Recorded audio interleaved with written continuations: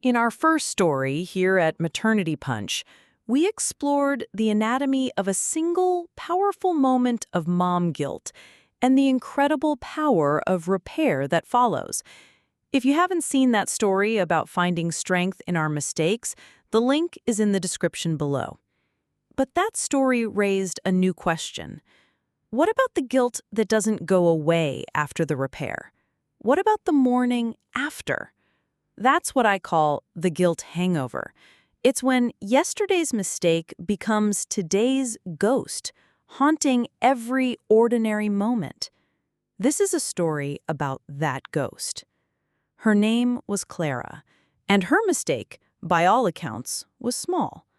It was a Tuesday morning rush, late for work, late for daycare. Her son, Sam, a spirited 4-year-old, decided that his shoes were mortal enemies. He ran, he giggled, he refused. And Clara, after 10 minutes of pleading, finally snapped. Her voice got sharp, her patience evaporated, and the fun game ended in tears. Of course, there was a repair. They hugged it out in the car. She apologized for her angry voice. He apologized for not listening. By the time she dropped him off at daycare, he was smiling, already chattering about his friend, Maya. For him, the moment was over. For Clara, it was just beginning. The next morning, the house was quiet. The sun was streaming in and the smell of coffee was brewing. It should have been peaceful.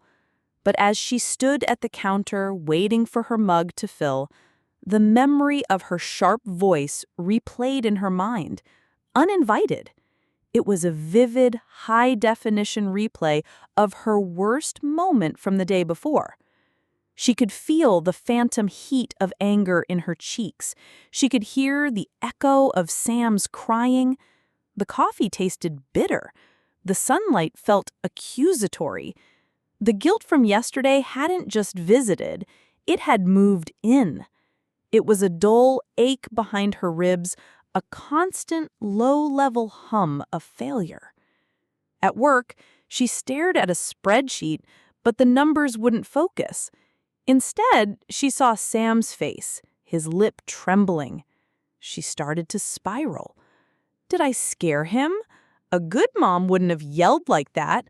A good mom is patient. A good mom is calm.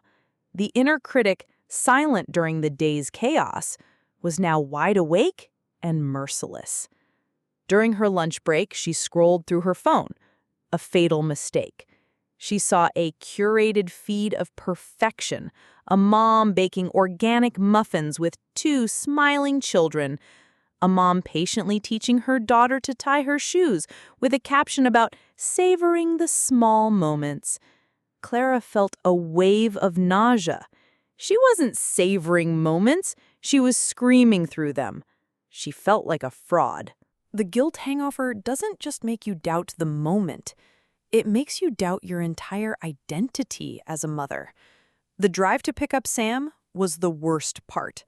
It wasn't excitement she felt, but a knot of dread. She felt unworthy. She imagined him telling his teacher, "My mommy was mean yesterday."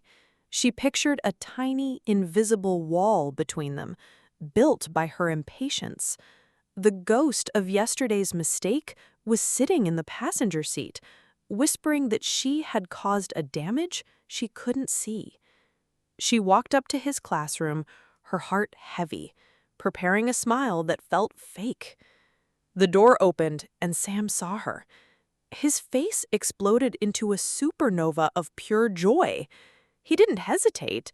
He didn't have a flicker of fear or resentment in his eyes. He just ran. He crashed into her legs, hugging them tight. "Mommy!" he yelled, his voice muffled by her jeans. "You're here! I missed you all day!" And just like that, the ghost vanished. In the face of his present moment, unconditional love, her 24-hour-long guilt trip seemed absurd. He wasn't living in yesterday's mistake. She was. He had accepted her apology and moved on in the time it took to buckle his car seat. She had held on to the shame like a precious wound. His forgiveness was instant. Her self-forgiveness felt impossible. That's the cruelty of the guilt hangover. It convinces you that you're carrying a burden that, most of the time, only you can feel. So how do we let it go? How do we stop yesterday's mistakes from haunting today's joy? The title of this video promises a guide, and the lesson I learned from that day is a simple one. But it's not easy. It's a practice. First, you have to consciously acknowledge the feeling, not the story. When the memory replays, don't get lost in the narrative of, "I'm a terrible mom." Simply say to yourself, "I am feeling guilt right now." By naming the feeling, you separate it from your identity. It's an emotion passing through you, not the definition of you.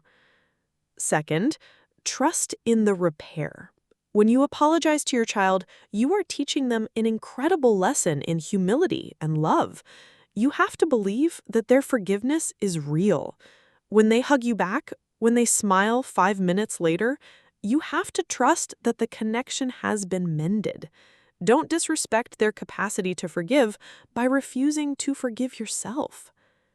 Third, and this is the most important, follow the child's lead. Children are masters of the present moment. When they move on, it's an invitation for you to move on too. See their joy today as the true reality, not the mistake of yesterday. Let their presence pull you out of the past.